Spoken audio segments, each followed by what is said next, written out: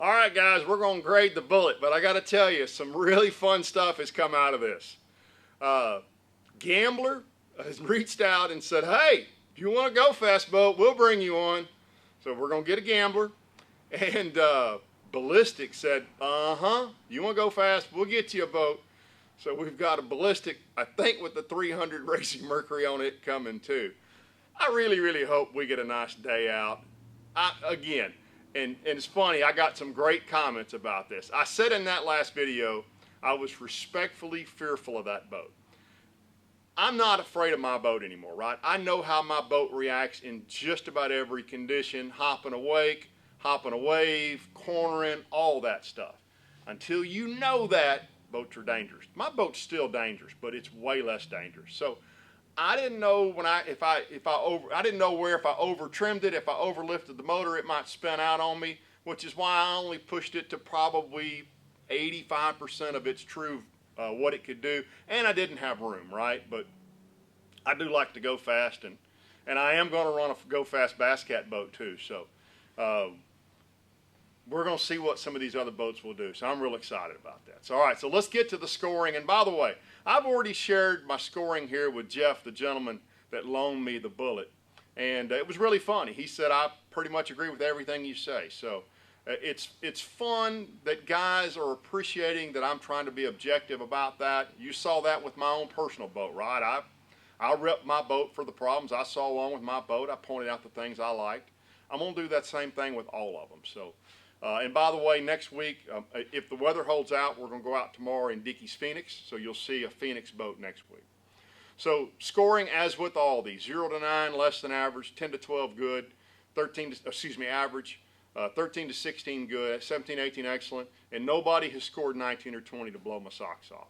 Overall scoring 0 to 45, less than average, 45 to 60 average, 61 to 80 good, 81 to 90 excellent, and I just don't think anybody's going to score higher than 90. So let's jump right in with the Bullet here. So fishability, I scored. So the positives are it's got low gunnels, and it's a traditional box layout, which, as you guys know, I've not scored positive or negative. Some guys like a different box layout, which is why it also falls under the negative over there. The negatives on the boat and things that would bother me, right? The bow, trim, and other buttons are in a terrible place because the only place to put your graphs in that boat are right there.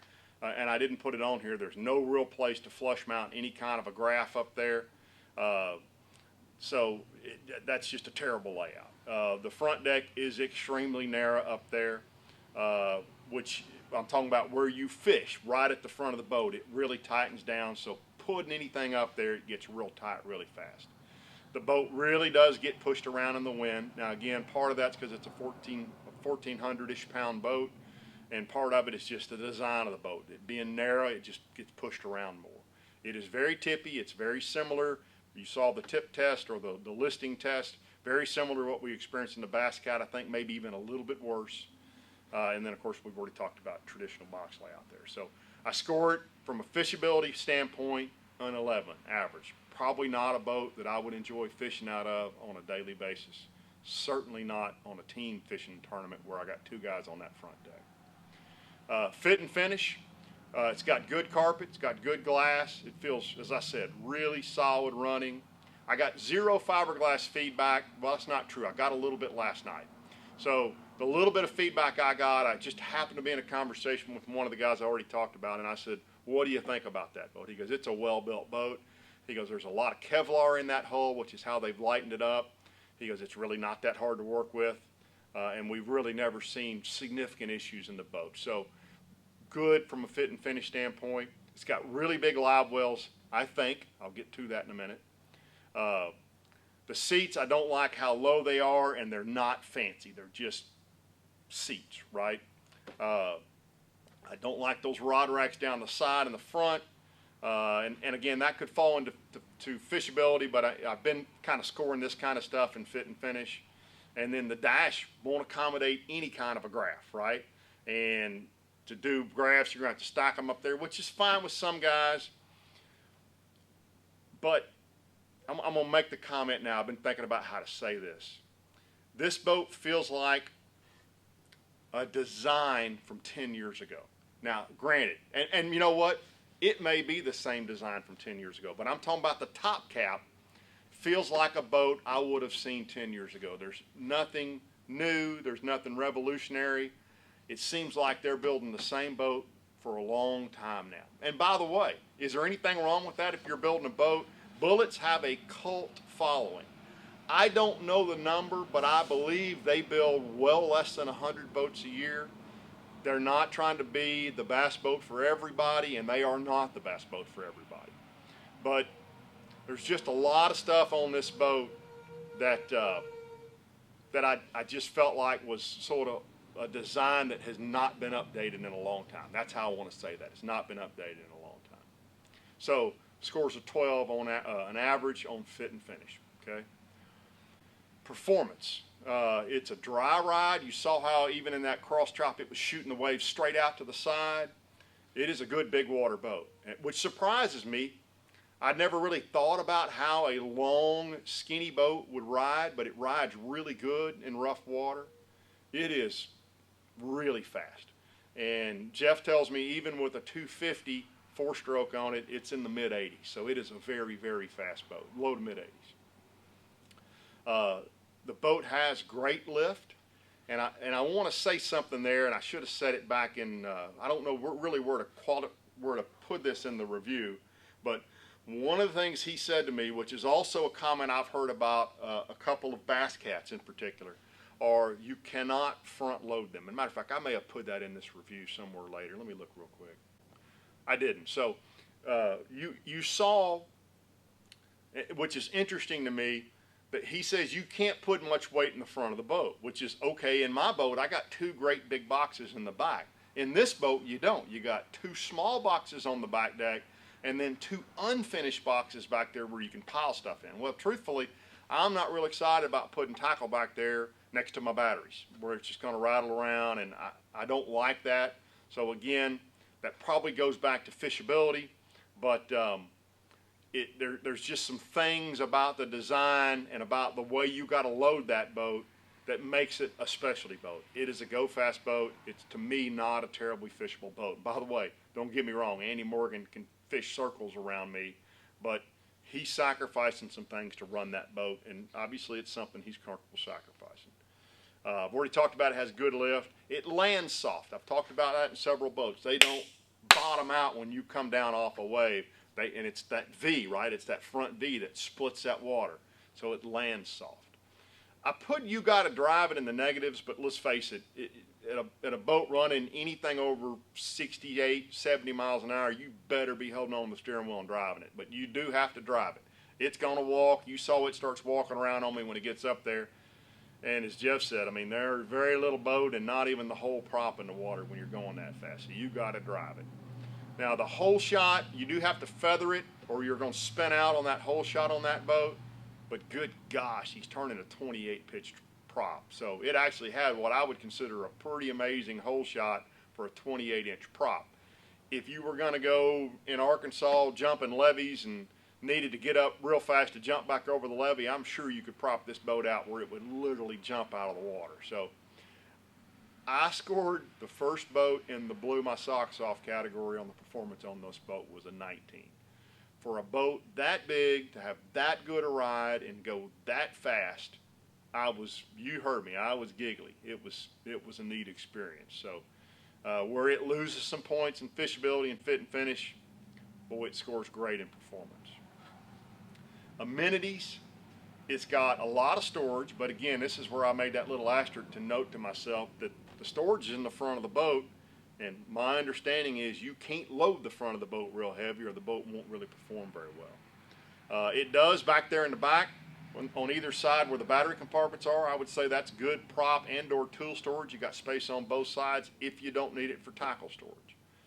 Negatives, there is no USB charger. I don't know if you saw there was a plug over there on the right. That's actually a cigarette lighter that he had plugged an adapter into.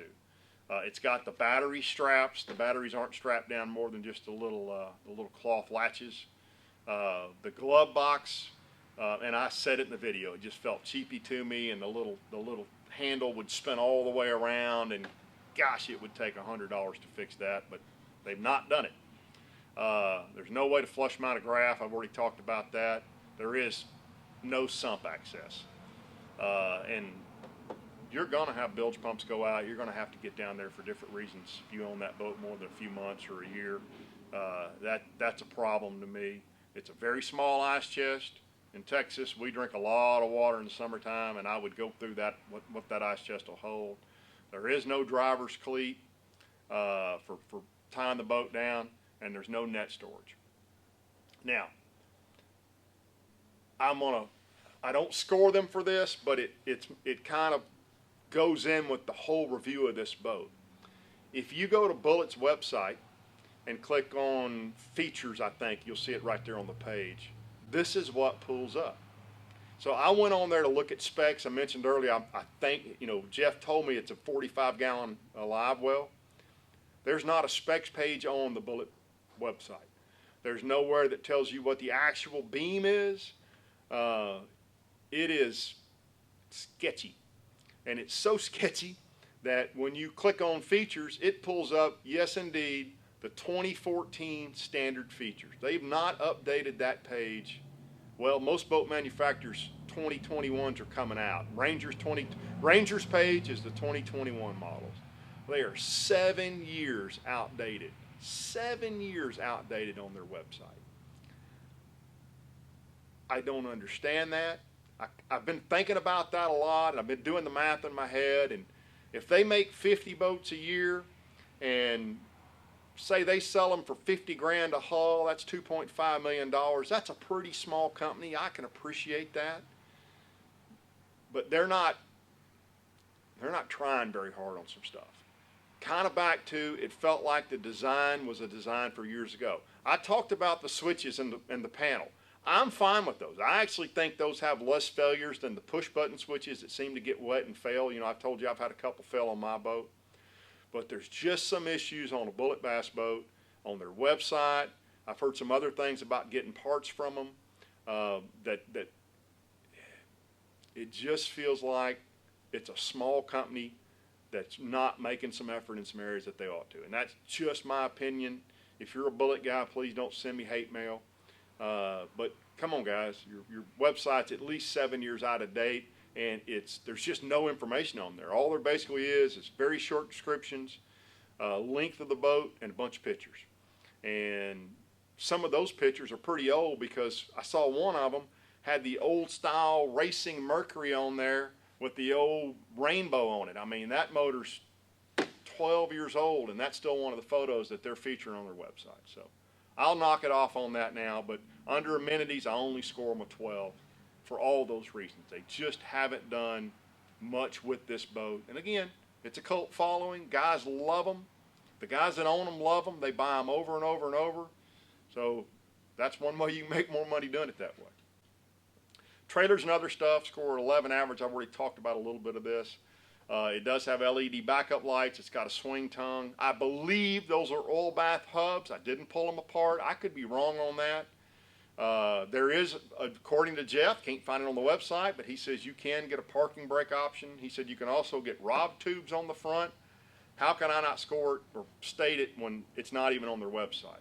It is a torsion axle. I could confirm that looking at it. I would assume you can probably get steps out of the boat. I don't know. I mean, there's nothing that tells me if I can or can't. You saw on the front of that boat, there's not even a step there should always be a step where you can step out next to your trolling motor to winch your boat down. There's none there. The only way to trailer this boat is to have somebody help you or to step in the water. There's no other way to do it the way this boat's set up. Maybe there's other options, I don't know. And you see there, I say basically all the options are unknown because there's nothing on the website about that. I did say spotty dealer access. I believe the closest dealer to where I am is about 150 miles away. I could be wrong there, but there's not a ton of them.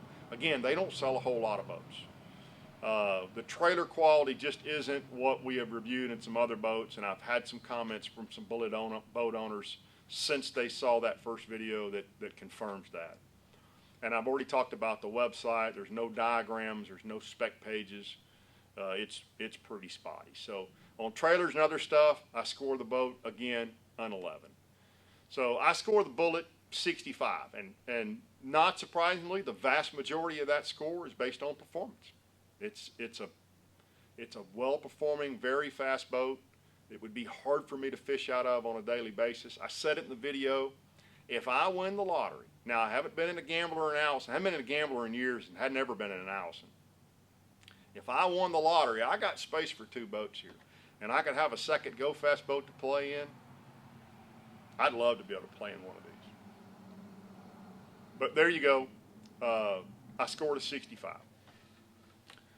Contingency program monies, I can't find anything about it online, so I'm assuming there is not one.